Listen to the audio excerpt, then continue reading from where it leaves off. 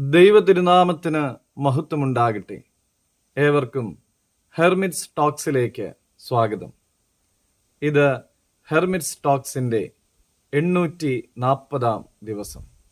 ഇന്നത്തെ പ്രഭാത ചിന്ത ശുദ്ധമുള്ള മർക്കോസ് 10 അധ്യായം 43 തിരുവചനമാണ്. നിങ്ങളുടെ ഇടയിൽ അങ്ങനെയാകരുത്. നിങ്ങളിൽ മഹാനാകുവാൻ ഇച്ഛിക്കുന്നവനൊക്കെയും എല്ലാവർക്കും ശുശ്രൂഷകൻ ആയിരിക്കണം. സെബദി മക്കളായ യാക്കോബിനെയും യോഹന്നാനെയും പോലെ അധികാരത്തിൻ്റെ ഇരുവശങ്ങളിലുമായിട്ട് ഇരിക്കുവാൻ ആഗ്രഹിക്കുന്നവരാണ് നമ്മളിൽ പലരും. യാക്കോബും യോഹന്നാനും ഇങ്ങനെ മഹത്വം ആവശ്യപ്പെട്ടപ്പോൾ ശേഷം 10 പേരും നീരസപ്പെട്ടു.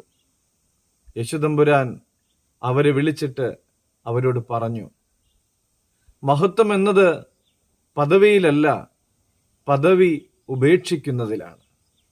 കഷ്ടപ്പെടുന്നവർക്കായി തൻ്റെ ജീവിതം ഇന്ത്യയിൽ ചെലവഴിച്ചവളാണ് മദർ തെരേസ.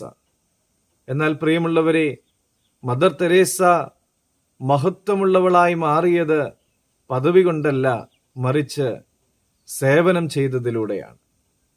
നിങ്ങളിൽ വലിയവനാകുവാൻ ഇച്ഛിക്കുന്നവനൊക്കെയും എല്ലാവർക്കും ശുശ്രൂഷകനാകണം എന്ന് കർത്താവ് പഠിപ്പിച്ചത് മദർ തൻ്റെ ജീവിതത്തിൽ പ്രാവർത്തികമാക്കി.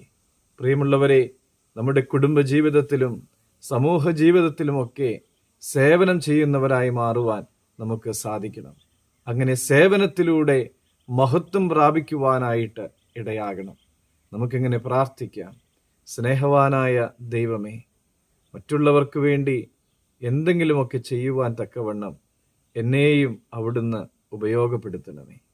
ദൈവം എല്ലാവരെയും അനുഗ്രഹിക്കട്ടെ.